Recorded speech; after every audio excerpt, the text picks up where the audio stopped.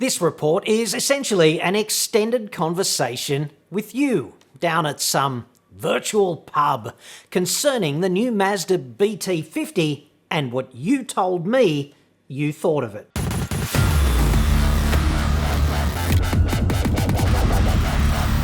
I'm John Cadogan from AutoExpert.com.au, and I get new cars cheap for buyers here in Australia. You can inquire at the website about that. Today, though, is all about responding to your feedback on the new Mazda BT 50. A full report just up there on the blog, where you will see exclusive and ad-free video content that you will not find anywhere else, critical assessment plus stats on sales and links to relevant resources. Plus, it prevents obesity and makes chicks dig you even more, if possible.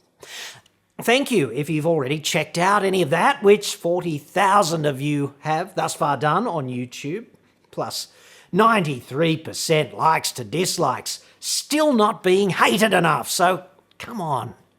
24,000 of you went to the blog post on the new BT50 over the past 4 days, and another 9,000 of you watched the exclusive Auto Expert video content over there. Got a heap of comments too, some very good ones on the blog in particular, like almost not nutty. What happened? So let us break them down by kind of representative category and weave our way through this conversation. At this point, therefore, I'm going to let you take over. What a relief for me. You take the reins and I'll just react from here on in. And then, when the whole thing hand grenades before us, I will know who to blame. It's always so uplifting to have a scapegoat. Just like going back to working in TV news. Yeah. Shouldn't all trucks be noisy and plain inside? The minute we try turning these workhorses into racing cars, we end up with Toyotas, billowing white smoke, or the myriad of dramas we have with Rangers and old BT50s. Ah yes, it's a ute, therefore it must be torture. Driver, base model shitter, poverty pack, dung box, Hilux, Ranger, Triton, Navara, etc. And I think you'll be properly impressed with just how shit it actually feels and what an assault on the human body such a device really is. It's Gitmo down there in the cheap seats, plus abject poverty inside, proper third world slum in there. So step right up if that's what you desire. That part is easy. However, there are also a great many people out there who want a statement ute. The Works Burger or fully loaded ute has become a void filler for society for the red-blooded bogan. That's a redneck, America. Only kind of less articulate and significantly more of a mad rooter. Especially since the demise of local car making. Like the ute, not the less articulate mad rooter. Car makers make a hell of a lot of cash selling leather-clad utes with heated seats and Apple and Android to well-heeled dudes who don't necessarily get their hands that dirty. Hence, Ranger Wildtrak, Hilux Rugged X, Navara N-Trek Wanking Tractor Special Edition, etc. Unfortunately, I think the BT50 will sell better than the last generation, but not to tradies or anyone who cares about the usability of the vehicle.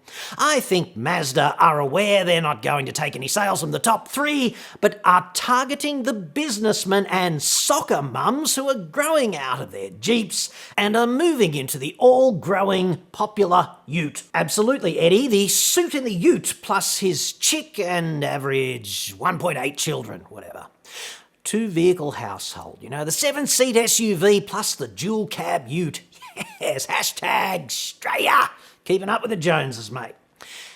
It's a thing, and the new BT does look kinda soft and curvy enough to get the big tick from some chick who might otherwise, I don't know, veto the astounding level of testosterone required to drive a Ranger Wildtrak.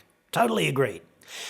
There is an increasing commercial case for the emphatically non-work ute, and to be fair, you don't need to justify buying a ute on objective grounds. it is perfectly okay just to want one. I can't help but fantasize about what the beast would be like if Ford focused on the family market with a special wild track. I'm talking about this beastie of my dreams. 3.5 litre twin-turbo V6, heavy-duty independent rear suspension, lowered suspension all round, an inch or two wouldn't be that low, and rear disc brakes. I'm talking about a functional ute for the family man. Yeah, absolutely. I sympathise on this. Fantasy ute is absolutely a thing over a couple of beers. Unfortunately, though, car makers are stuck in the real commercial world where they need to turn a profit. And the best seeming ideas, lubricated with all that amber neck oil, they're often just guaranteed loss makers. But they do sound nice. I mean, that 3.5 bi-turbo V6 with its 24-speed 3-range transfer case, all-independent suspension, monster truck transformers pickup with roof-mounted M2HB and Michelle Rodriguez riding shotgun, the ultimate Ming Mole Challenge winning ute right there. A man can dream. Pub chat fantasy ute winner. Yes.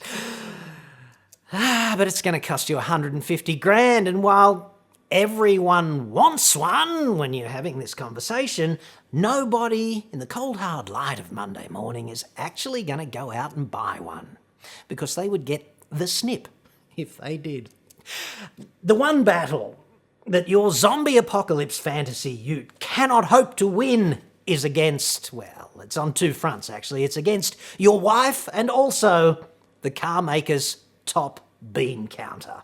So good luck with that. With working for a company that has 8 forestry crews, you can take you Ranger, Triton and Hilux and shove them up your arse. None of those last in the bush. Trust me, we have tried them all. The BT50 doesn't either. The most reliable one has been the D MAX. We have 22 of them, mostly manual, as I agree about the slush box being crap. The D MAX is the only ute that can take the crap we throw at them and not shit themselves. Okay, thank you sincerely for the trouser pooping forestry ute update, William. Point taken there. That's valuable experience right there when you think about it. So if you are thinking about starting a forest or perhaps operating a coal mine, D MAX is absolutely the go, seemingly. Although, personally, I do think D MAX and Isuzu need to work harder on refinement and component integration. Wouldn't it be nice if the transmission and the engine just talked to each other occasionally? Yes. Because reliability and these finer things, they're not actually mutually exclusive propositions. I don't buy all this, it's a truck engine, therefore it's going to be running long after your X brand bites the dust. Let's not forget, Isuzu made the 3-litre turbo diesel that was in Troopers, Jackaroos, etc., and it was a stone cold lemon. I've been burnt before by the Isuzu hype. Like a lot of things, I believe this alleged legendary Isuzu reliability is partly marketing hype. Just partly, okay? There is some truth also, obviously. I mean, Isuzus are reliable. They're just not as reliable as Isuzu's marketing department claims. It should be better. I'm not interested in buying one at all. Surely Isuzu should be able to offer a better engine, considering they basically only produce diesel engines. Is the R&D simply not there? In my view, Terry Tight-Ass himself might as well manage Isuzu's engine R&D facility for utes, because that 3-litre 4-cylinder diesel in the 2021 D MAX and BT50 is kind of a Joan Rivers adaptation of the 4JJ1-TC engine, which we first saw, I think, in the Holden Rodeo in 2001. Remember them. So, On fundamentals at least, it's a 20-year-old engine in a 2021 vehicle, and that's why Mazda's 2.2-litre Skyactiv diesel in the CX-5, etc., provides the same outputs with roughly 25% less swept capacity. Your review puts Mazda out of the race. This may indicate they are looking at leaving the ute market, similar to the Mercedes-Nissan Navara party Mercedes knocked out. Actually, my review does not do that. The thing that makes the new BT50 uncompetitive on fundamentals like tech and powertrain tech in particular is the decisions they made in development and planning surrounding this vehicle.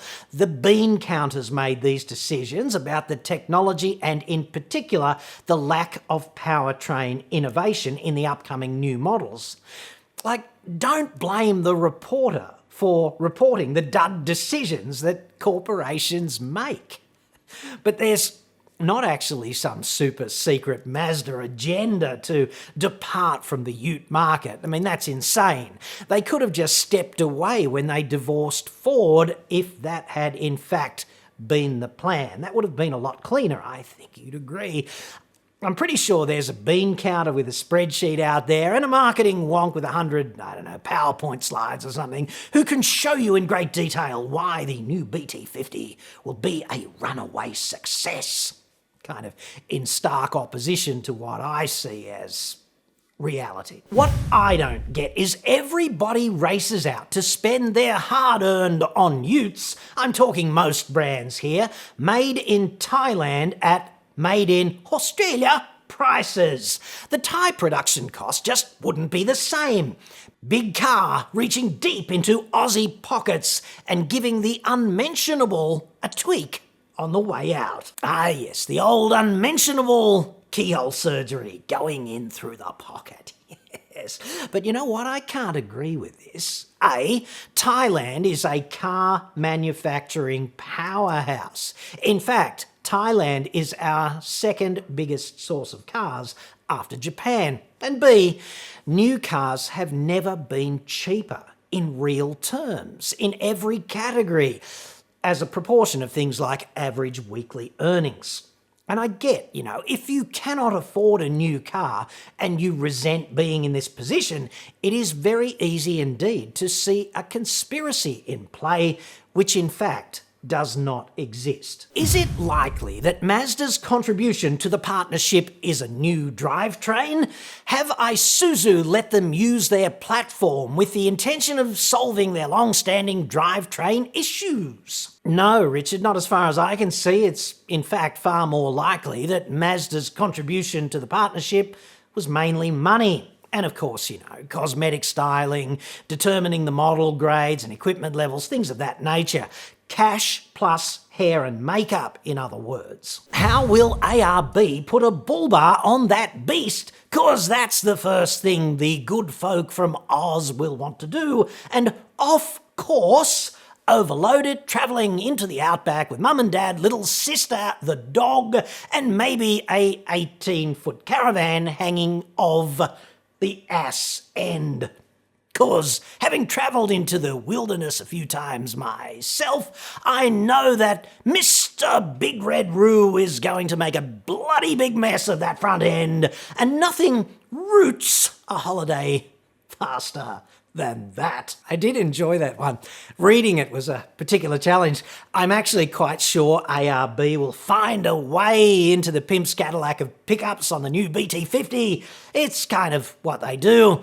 I'm still unconvinced by bull bars, however. Kamikaze roos, I get that, but you could drive slower and try and avoid driving at night, and if you're forced to drive at these times, you could slow down and maybe do an advanced driving course and learn evasive manoeuvring and emergency braking. There's a revelation. Bull bars, to me at least, they seem like primarily a fashion choice, right? And there's a potential dark side to fitting one, to me. See, it has not been categorically proven, at least insofar as I'm aware, that bull bars do not negatively impact life-saving protection from airbags and crumple zones and things of that nature in serious life-threatening crashes.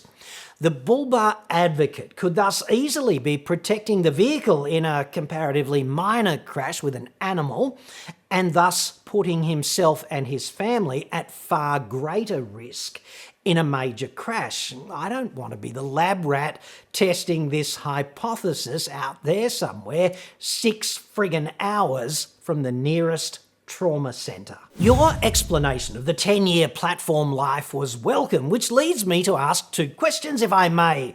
Number 1, today's Triton, Hilux and Ranger offerings, at what stage exactly are they in their life cycle? And number 2, is it wise to buy any version 1.0 of a vehicle? I'm a long-term owner usually, and the history seems to be that there is an early makeover, sometimes with significant improvements, when they realise that glossy marketing can't substitute for a decent product. Yeah, I kind of agree with a lot of that. At a fundamental platform level, the PX Ranger jumped out of the blocks in about 2012, if memory serves, so that's coming up for about 8 years old now, which is clearly why they're currently prick-teasing the new Volkswagen Amarok, which is going to be a rebadged next-generation Ranger. Volkswagen and Ford, 2 of the 4 horsemen of the apocalypse right there. What an entertaining delight that's sure to be over coming years. The current 8th generation Hilux turns 5 this year, so it's about halfway through on its life cycle, and basically, these deep fundamental platform level model iterations lock the model down for something like 8 to 12 years, let's call it 10 on average.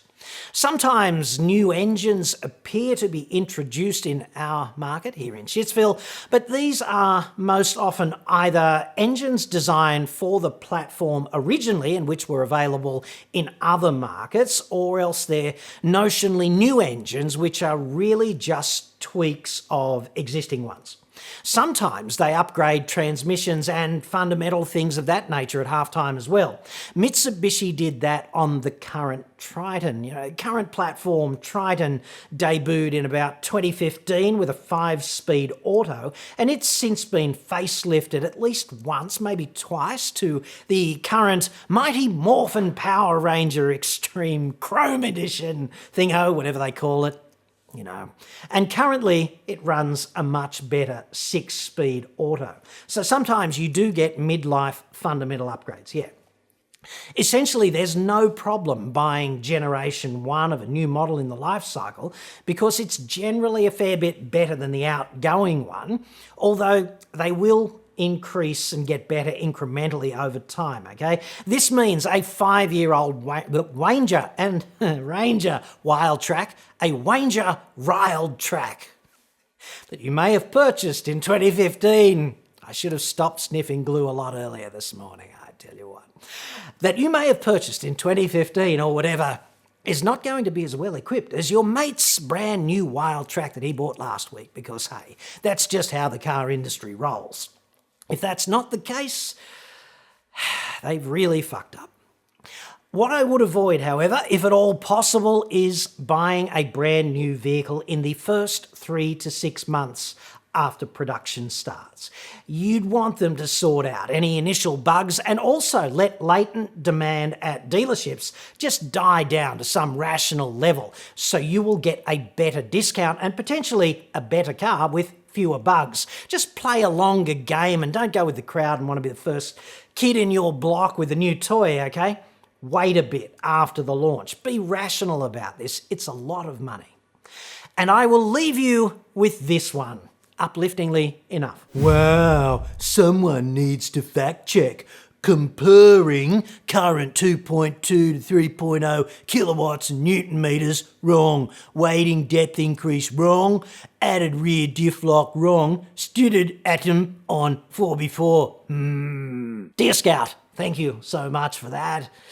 In comparing your proposition with actual facts, might I respectfully suggest that Mazda's Skyactiv 2.2 diesel in CX-5 and vehicles like that, 140 kilowatts max and 450 newton meters max. which is exactly the same as upcoming D MAX/BT50 3.0 diesel, 140 kilowatts max and 450 newton meters max. That's widely confirmable online if you fact check while you're comparing. Wading depth increase from 600 to 800 metres, check. And current D MAX open diff. These facts are both corroborated by Josh Dowling at Car Advice, the second most hated motoring journalist in all of Australia. And he does tend to get the facts fairly straight, I note. His report on this is the one on the unveiling of the new D MAX. Google can, of course, find this for you should you fail off your own bat, which I expect you will, should you wish to do your own comparing in respect of all of this. Scout, old son, it is such a pity you did not seemingly apply yourself harder at school, for example, by being conscious more often between 9 and 3. Please don't become a combat-forward air controller or a commercial pilot, therefore. I say this on behalf of society, and no disrespect whatsoever is intended. In closing, on behalf of humanity, once again I say, fuck you very much, 2020. That will be all. You've done enough. And as your next Prime Minister, let us continue to work together to make Australia less shit. Surely this is doable, just a tiny, tiny bit less shit every day. Over time, incrementally, it's certain to add up. And finally, on behalf of myself, I say thank you very much for enduring this report.